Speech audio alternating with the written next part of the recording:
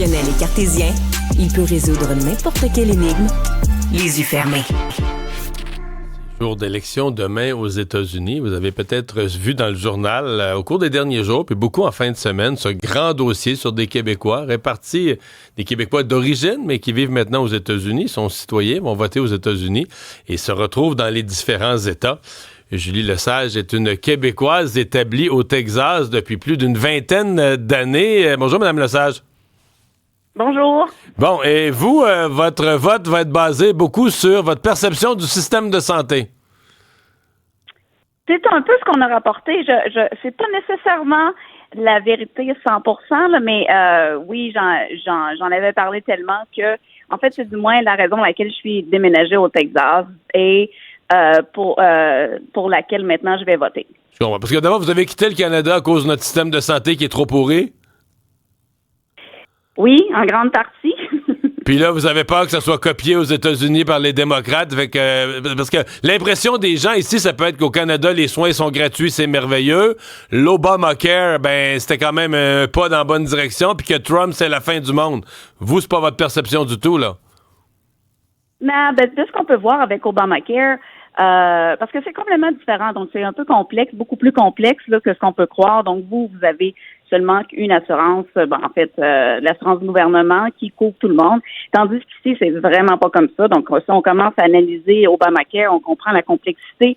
Ce que ça l'a donné en fait, c'est ça l'a brisé les choses selon moi, c'est-à-dire que maintenant on a de l'attente, ce qu'on n'avait jamais eu avant, ça nous coûte beaucoup plus cher en assurance parce qu'on n'est pas couvert par Obamacare nous donne pas une assurance gouvernementale. En fait, c'est le gouvernement qui va payer les assurances privées, mais eux ont réajusté leur prix en conséquence.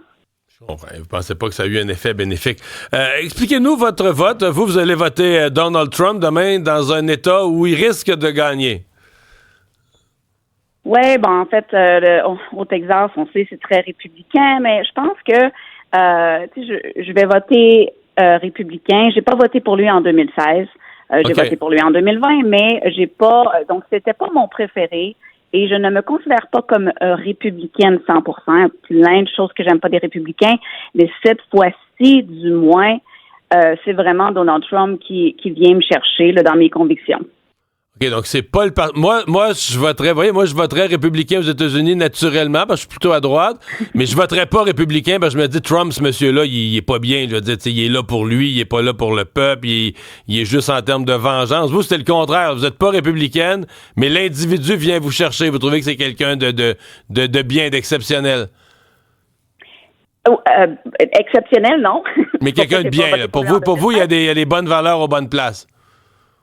En fait, ce qu'on a vu pendant les trois, parce que je dis toujours les 3 années où est-ce qu'il a gouverné, parce que, l'année de la pandémie est un peu perdue, mais pendant ces 3 années-là, c'est l'année vraiment où l'économie allait bien, au niveau international, on était vraiment dans une meilleure position, et je regarde, c'est juste 4 autres années, j'espère que les 2 partis vont trouver des meilleurs candidats, parce que je crois vraiment pas que Kamala, c'est la personne pour la job. Donc, je pense vraiment pas qu'elle serait capable de faire une bonne job. J'aimerais ça qu'on trouve un bon candidat démocrate puis un bon candidat républicain. Mais à la comparaison, vous croyez plus en la solidité, par exemple à l'international, puis pour l'économie, vous croyez plus en la solidité de Donald Trump?